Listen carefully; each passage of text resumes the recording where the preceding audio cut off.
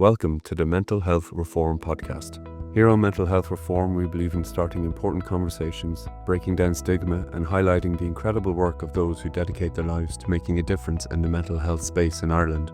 Today I'm joined by Mick Ledden, CEO, co-founder and psychotherapist and member of PsyCare Ireland. Ireland's only dedicated service at music festivals and music events where high-risk drug use is common to provide one-to-one peer support, psychological first aid to service users in need. They're also one of the most recent members to join Mental Health Reform here, so you're very welcome to the family, and will add a valuable perspective on how we consider mental health issues on a day-to-day basis. So with that, welcome to the show, Mick. Thank you very much for joining. Would you like to tell us a little bit about yourself and what brought you to PsyCare Ireland? So I suppose in general, all across Ireland, we know every summer, every year, there's, hundreds of thousands of people go to music festivals and concerts. And, growing up, I was definitely one of them, loved music and, loved music festivals from the time I was about 17. But, and while they're fun for most people, we also know that for a small number of people who attend, they can also be spaces where, mental health distress kind of rise. So it could be overwhelming the crowd, could be a bit overstimulated by the lights, the lasers, fights with friends are common. At a music festival, no one's really getting any sleep.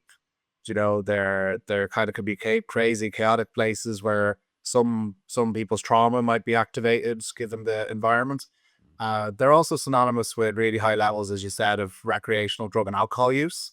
So a HSE survey found 94.2% of 1,193 respondents who said they had used drugs at festivals, with many others reporting polydrug use, reporting mixing drugs and alcohol, reporting fear of going to the medics in case they got in trouble. So that's been kind of a huge problem. And up until maybe 2022, there wasn't really a service in Ireland that was looking at this problem. They've similar services in the UK, in the States, in Europe, that provide psychological supports to people at festivals.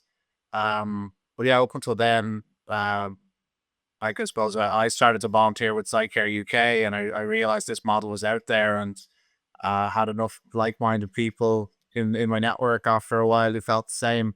That's why we decided to start PsyCare Ireland to fill that gap and meet those needs for people at festivals and concerts. In a few words, how could you describe PsyCare's ultimate goal and vision? Safer festivals with a safer culture where people are able to come to one of our services and seek support if they're having a mental health difficulty, where they're maybe they're more educated around the risks of certain substances or the risks of festivals, like not sleeping, taking substances, mixing substances and alcohol. So people are more informed. Everyone's supported if the worst comes to worst and it happens. And we'd like to see in the future, aftercare services as well for folks who have had maybe difficult substance induced or, difficult experiences on nights out. To move on past the psychological first aid into more of a sustained aftercare as well. Is that something that other countries have adopted, that second stage? You see it a little bit in some PsyCare type organizations might provide a bit of it, maybe integration circles. Just some of the substances that present as the most, time consuming, or the people who need the most support are people who maybe have ingested psychedelic substances or things like MDMA, ketamine. These are all very popular in party scenes, but they're also been used quite a lot in, kind of the groundbreaking research that's going on with psychedelic assisted therapy, and which is showing a lot of these substances can resurface things like trauma, can cause a lot of catharsis and bring people into a deep process, which, if handled in a safe way, maybe by a clinical team, could be very therapeutic. But the problem being a lot of folks aren't just having those experiences in a field with, thousands of other people and sound systems and nowhere safe to go. So yeah, PsyCare is it's there for those people in those kind of situations. People get spiked, or people, unfortunately might feel intimidated or discriminated against. So we're kind of holding all of that, and we feel in the future, some kind of an aftercare service for people who've gone through that. Maybe they've been helped by PsyCare, could be beneficial. But in the meantime, we refer on to local addiction services, counselors, mental health services, Jigsaw, places like that. If they're young, if it's younger people. So, yeah, that's very much kind of the model of care. And it's, I guess as well, like we have 180 volunteers who we've trained. We've about 145 of them are still active. We give them a good training in how to sit with others in distress, how to, maybe when to escalate to medics, how to have boundaries in a festival space where obviously people are, it's not like doing therapy. It's not like any other setting. People are intoxicated and you're trying to give them psychological first aid or a crisis intervention. We see that already making a difference. And what past festivals have you supported? So we've been to Body and Soul, which is now kind of RIP Body and Soul. It's gone. That was a mainstay for years. But we would frequently be at Fwynham, Another Love Story, Ale LeGras. We'd be at a lot of the one-day dance music festivals. There's different ones like Other Side, District X, Day of the Dead. These one day kind of techno festivals where seems to get a bit of a younger crowd and there's a higher need. But honestly, we've been at festivals where you would think that there would be absolutely no need. Maybe it's a country and folk festival and things are quite quiet, and then all of a sudden someone can have a difficulty, and people were dealing with up until now probably dealing with it by just going home or going off and crying it off in their tent, or they're with their mates trying to do the best they can to support them. And some people would then tell us, like, oh, they'd maybe after having a panic attack or a difficulty at an event, they full stop going out to concerts and events, or even lose the confidence to go out. And you talked about the wide range of festivals that you have a presence at. I guess there's no one size fits all for the type of festival goer that will be needing your services. Maybe, myself included, I would have thought that this is a young person's game, but what has been your experience of that? Definitely, I think like a large part of, if we go break down our stats, so I mean, I think we've been at 18 events since our inception, and we've 685 people have been through PsyCare for mental health support. You would sort of say when we break that down, the vast majority of them would be kind of 18 to 25, but a significant, that's maybe 45%. The rest of the distribution is across different ages. We've had folks in who are in their, maybe they are well seasoned, you might say they're in their 30s, their 40s, but because maybe they haven't been out in a while, or maybe their mental health isn't the way it was a few years ago, or they've had the substance that they thought that they were consuming that they'd had many times before. This time they got unlucky, they bought something that was adulterated or was much stronger. They can end up in PsyCare as well as with people in their 60s, even in PsyCare. So it's a very much, it kind of, I would say it could kind of happen to anybody. Like most of our core team as well are festival goers, and you'd say most of us are driven by that desire to help because we've been at festivals and had to look after a friend or needed to be looked after ourselves. And I think most people who go to events, you probably will see at most concerts and events you go to, someone having a bad time, somebody slumped up against the fence, they've had too much to drink, or they've had a substance. I think it's a whole society kind of an issue where this could happen to somebody at any time while they're out reveling and having fun. I wonder, like we're bang in the middle of summer now, so this might be peak work season for you. Would you have any honest advice for any festival goers or people looking forward to having a good time? I suppose the first thing we'd say is the only safe way to use a drug, particularly, is not to use a drug. That's just the sheer fact of it. But we have to acknowledge, looking at those statistics, looking at from multiple sources, we know the drug use happens and it exists. So without us saying, oh, okay, we're encouraging it in any way, we're saying acknowledging that it exists. But there are ways to keep yourself safer. So like some generic, I suppose, advice would be, if you're going to the festivals, try and make sure that the people that you're going with, you trust, that you have maybe a plan to stick together, that you have the right gear and equipment, because nothing like a flooded tent or not being able to get sleep to impact your mental health. Do a little bit of research into what these substances are, look at does and what I suppose it is more risky when it's put together. So typically we'd say, if you are taking subs, try to avoid drinking to excess. Probably best to not drink at all. But being realistic with the people out there, it's do not drink to excess.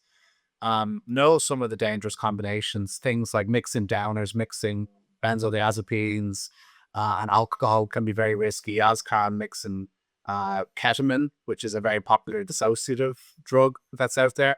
Mixing that with alcohol, they can kind of mask each other's effects. That can cause, unconsciousness, even vomiting. A lot of people can be high risk if they've drank a lot and taken ketamine. Try to avoid, mixing stimulants. If you can, that's putting extra strain on your heart. If at all possible, really start low and go slow is the official advice from the HSC. There's a lot of, great infographics out there where you'll see things like, the same pill. It's maybe like it's the same pill exactly, it's like could be a blue Punisher or something like that.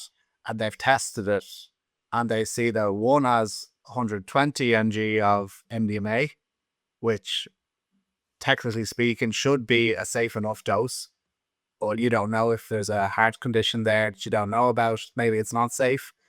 Another could be 280, or another could be 180, another could be 220, another could be 320. So you see this in matches of pills. So if someone is taking something or snorting a powder, we would say, start very low and go slow to see what your body's reaction is to it. If nothing's happening, we'd say as well, don't redose for at least 90 minutes, because one thing that often ends people up in medics or with PsyCare is, I took something, I thought it was a dud, so I took more, and I was like, this is all a dud. So I ended up taking loads, and it was actually a long-acting drug that took longer to kick in. I'd be very careful with dosing. Have a plan, stick to your friends, drink plenty of water, but not too much water. Don't drink more than a pint an hour. And if you're having a difficulty, don't be embarrassed to go to medics, because they have no interest in putting you in trouble. They want to just make sure you're safe. And if it's psychologically tough, come talk to PsyCare. That's why we're here.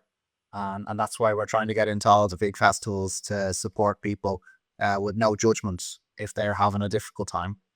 How would, if a person presented to the PsyCare tent, I presume, how would a volunteer sit with them? How long would they be with them to administer this psychological first aid?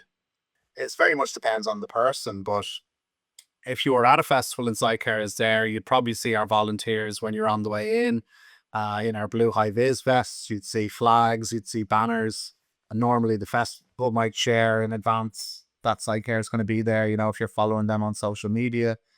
And people typically come to us in a number of ways. Sometimes they bring themselves in. That's probably the biggest way. And I think the more festivals we do, the more people know about us, the more people we find bring themselves in, which is a very courageous thing to do as well. To go, to kind of put your hand up and say, look, I'm not feeling good. Could I come in? Could I talk to someone? Could I have a cup of tea? But other times friends bring people in, medics, security will bring people into us. Passers-by will say, I found someone who's in distress, or someone who looks like they'd had a bit too much of a substance, kind of bring them into you. So whatever way people come in, they will be greeted with, a warm, friendly welcome and hello to come in. We'd have typically one large tent, which is sectioned off, so people can sit or lie down if they wish. They can get support from, it could be one or two of our volunteers, depending on what they'd like. People can also be left to just rest if that's what they prefer. But if you want to talk, our volunteers are there, and we're open 24 hours a day at these camping festivals. So some people have been in with us for a whole day when they've needed support. We'll have a separate more private tents as well, typically at the back of the service, if somebody is really distressed. And yeah, there's no pressure on people to hurry up or be better quicker or to move along. I think it just speaks to the truth that we always want festivals to be a fun place, but it doesn't necessarily mean it's going to be a safe place. And this summer, for example, where will PsyCare be visible if people need to find you? This summer so far, we were just at Éilú Le Gras, but we're going to be at Rewild Festival in Kerry. We're going to be at, if you know, at County Loud. We'll be at Fwynham in County Loud. And we're going to be at District X in Palmerstown. So that's Ireland's largest one-day dance music festival. We're still negotiating with a few others as well. I suppose we're a newly minted charity, as they say, and this concept, I suppose, is it's not new, but it is kind of new in Ireland. So I think the traction is still building.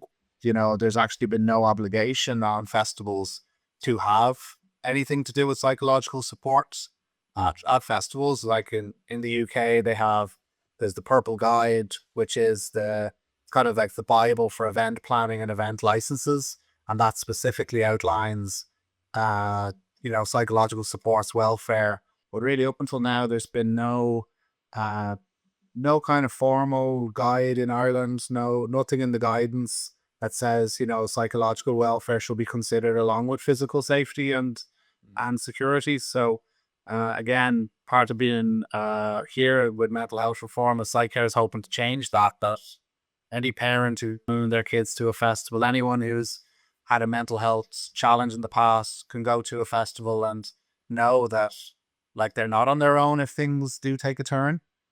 And I wonder if you could just reflect on maybe one of the over 600 people who have been able to use PsyCare. Was there ever maybe one of the first people that came in to see it that really stuck in your mind, like we're doing something right? There's probably multiple people that come up. Maybe I'll tell you a couple quickly if we've got time. But one recent enough one, kind of around last year, was we were just doing our thing at PsyCare and we heard a little bit of something on the radio or kerfuffle, and someone was being ejected from the site. So we said, well, as PsyCare, this could be a welfare issue. Let's just go check if this person is okay. The person was being carried out by security was completely almost non-verbal, clearly didn't know where they were, what was going on, clearly confused, was fighting. All they could say was love, just love, love, love.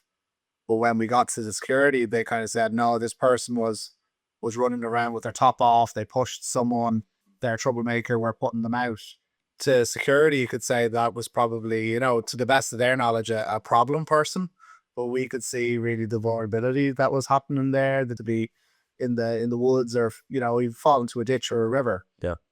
So through a bit of strong intervention, interagency work with the medics, the security, we were instead able to get that person looked after and supported while the acute effects of that drug wore off. So I like to think, instead of waking up maybe in a ditch or somewhere else, over time that person woke up, they came back to themselves supported, they had their phone charged, we had found their shoes, we'd found their clothes, we were able to send that person home with far less likelihood of trauma and upset. And that happens surprisingly a lot. People are seen as problematic when they're actually maybe very vulnerable under the influence of some of these substances. Tell you what, he probably learned a big lesson about taking substances that day as well. But thankfully it wasn't kind of a tragic or a fatal lesson. To give you just the other end of the spectrum very quickly, another one, we had someone at an event last year, 10 a.m. in the morning, ordering food at one of the breakfast stalls, gets a phone call that a very dear friend of theirs had died by suicide. Hearing this news obviously completely obliterated this person in the moment, in terms of push way beyond that window of tolerance. Any of us could get that phone call at any time, but because PsyCare was open, they were able to spend the next 4 hours with us, crying, screaming, processing, trying to make plans. What were they going to do? It was very confusing. They lived very far away. There wasn't an immediate way to get off the site. And their feedback to us was, that helped in their lowest moment, really saved their life in a way as well, that they were completely lost with nowhere to go. So yeah, we're kind of getting a bit of everything, Stephen, between general mental health, to substance induced, to alcohol, to trauma, people remember at events. I'm sure, like, if people listening would like to volunteer, how would they go about it, or what are you looking for in a volunteer? Yeah, well, just given the time of year it is, kind of heading into July now, at the time of recording, we've actually just kind of taken on our volunteers for 2025. But if people want to email in to volunteer at PsyCare, PsyCare Ireland.org, they can get on the list to be notified for next year when we have another training. So when you get in touch, you'll say you'll be on the list, and when we send you the application forms, you fill out an application form and a reference. You have a phone call with one of us, once we receive that. Then you undergo a 2-part training. One is online videos about the drugs market, common drug-related emergencies, sitting with others in distress, self-care, just an introduction to the area. And the second part is always an in-person training day, which is practical, hands-on, applicable skills, boundaries, the more kind of better done in person side. So once you've completed your application and both parts of your training, then you're on the panel. So when you're on the panel, then when we have events, we need volunteers. We just put the call out and we operate a kind of a system. If you didn't get the last one you applied for, you're more likely to get the next one, etc. And yeah, we try to make it as much of an engaged community as well, having volunteer engagement activities, things like hikes, films, continuous development, extra workshops that we might put on, nights out and celebrations, trips to the beach. So I often think it's a really great way, kind of as an adult, I suppose, to make new friends as well. As well as making it my kind of passion and job, I've made so many friends and connections from it. People I'll never forget. And doing the festivals together is quite an experience. You do 6 hours of a shift, and then you get maybe the next 24 to 20 hours off. So you get to rest, enjoy a bit of the festival, and then, come back for your next shift. So yeah, the volunteers are the lifeblood of what we're doing. And it's always great. It's amazing to see how many people are interested in giving back in this way. So I'm sure if people get in touch, we can get them on the list for next year. And yeah, while I'm at it, thank you to the current volunteers and everyone behind the scenes. You guys are amazing. Well said. And I guess the interest in volunteering is so high because this has just been such an unaddressed issue, maybe like a gap in like the young experience for many people in their own past as well. Like if only somebody was there for me or for my friend years ago, things might have been different as well. So it's important work. And yeah, Mick, I just want to thank you and the team for all the expertise that you've been bringing to festivals and for the summer ahead, and to many more to come. Thank you very much. Thank you so much, Stephen, and look forward to as well being a member and working with you in mental health reform. You will find this podcast with others soon to be broadcast on mentalhealthreform.ie. Our site also includes a vast repository of policies, research, and up-to-date mental health supports in your area. So please take a look and tell us what you think.